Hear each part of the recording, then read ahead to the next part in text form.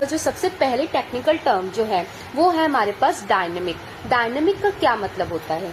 सबसे पहले हमें इसके लिए ये समझना होगा कि हमारी जो वेबसाइट होती है वो 2 टाइप्स की होती है। Websites are of 2 types.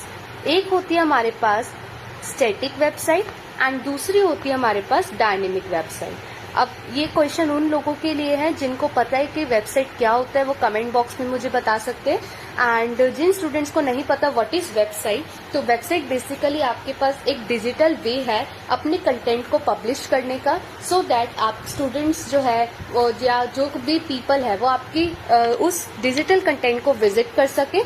ठीक है, तो ये एक बेसिकली आपका वे है वेबसाइट जो डिफरेंट वेब पेजेस को कंबाइन करके क्रिएट की जाती है ताकि आप अपने डिजिटली कंटेंट को डिस्प्ले कर सको।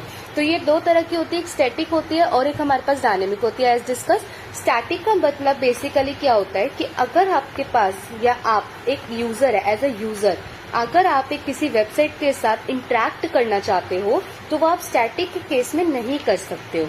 फॉर एग्जाम्पल, यहाँ पे हम मोस्टली जो कंटेंट को समझते हैं वो सिर्फ रीड ओनली कंटेंट होते हैं।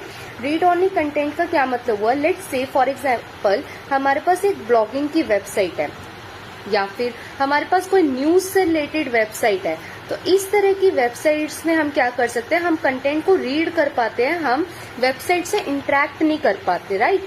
फॉर एग्जांपल, हमने कोई कंटेंट चाहिए, हमें कोई एसे चाहिए, हमें कोई पैराग्राफ चाहिए, आज की न्यूज पढ़नी है, तो वो सब हम क्या कर सकते हैं, सिर्फ हम रीड कर सकते हैं उन कंटेंट्स को।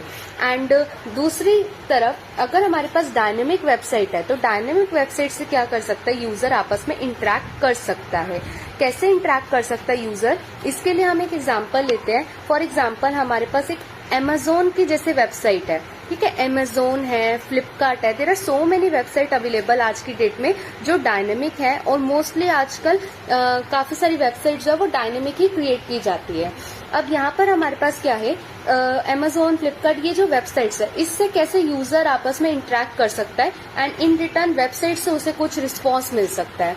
लेट्स से हमारे पास क्या है, हमारे पास हमें कोई चीज परचेज करनी है, तो परचेज करने के लिए हम क्या करेंगे, हम ऑर्डर करेंगे, राइट। इन वेबसाइट्स पे जाकर ऑर्डर करेंगे एंड ऑर्डर करने के लिए हम कुछ इंटरेक्शन कर रहे हैं एंड इन रिस्पॉन्स वो हमें क्या कर रहे हैं, हमें पेमेंट बता रहे हैं करने के लिए। अगर वो ऑनलाइन पेमेंट है या अगर सीओडी भी है, हमारे पास कैश ऑन डिलीवरी भी है, तो भी हमें अपने एड्रेस वगैरह डालना है, अपनी इन्फॉर्मेशन डालनी होती है जो फिर उसके डेटाबेस में जाकर स्टोर होती है।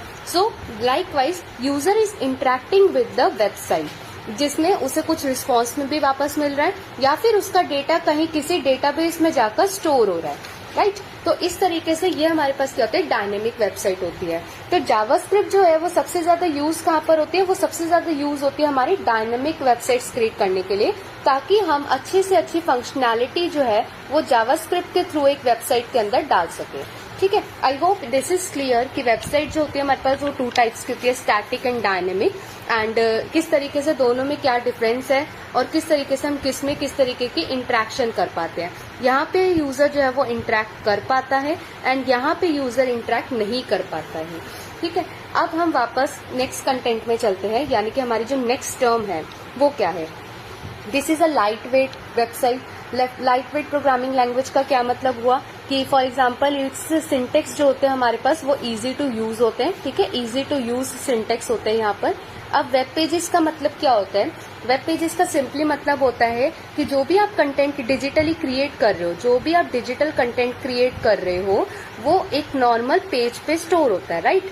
जैसे हम नोट्स बनाते हैं तो वो नोटबुक के हर एक पेज पे स्टोर करते हैं। सिमिलरली जो पर्टिकुलर टॉपिक से रिलेटेड आप एक डिजिटल कंटेंट क्रिएट करते हो वो आपका वेब पेज कहलाता है, और इन सभी वेब पेज की कॉम्बिनेशन आपके पास क्या कहलाती है, वेबसाइट कहलाती है।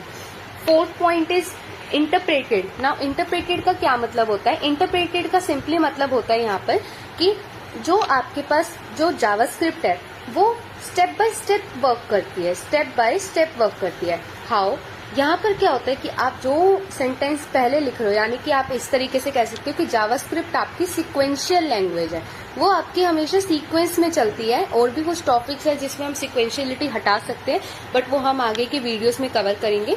स्टेप बाय स्टेप आपकी लैंग्वेज चलती है। फॉर एग्जांपल फर्स्ट लाइन आपने रन करी, सेकंड लाइन एग्जीक्यूट करी, थर्ड लाइन में कुछ इशू है तो फोर्थ लाइन भी तब तक वर्क नहीं करेगी जब तक आप थर्ड वाली लाइन का इशू जो है वो करेक्ट नहीं कर लेते। ठीक है, तो this is known as interpreted language. तो जावास्क्रिप्ट हमारे पास क्या होती है, इंटरप्रेटेड लैंग्वेज होती है, राइट।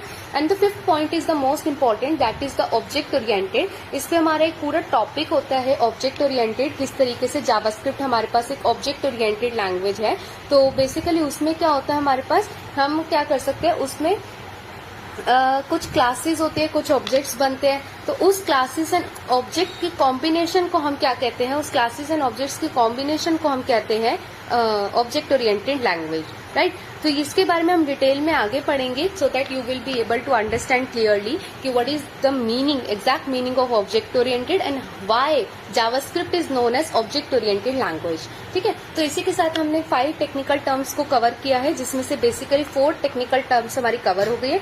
5th पे हमारा पूरा कंसेप्ट है जिसको हम आगे की वीडियोज में कवर करेंगे, तो आप बने रहिए।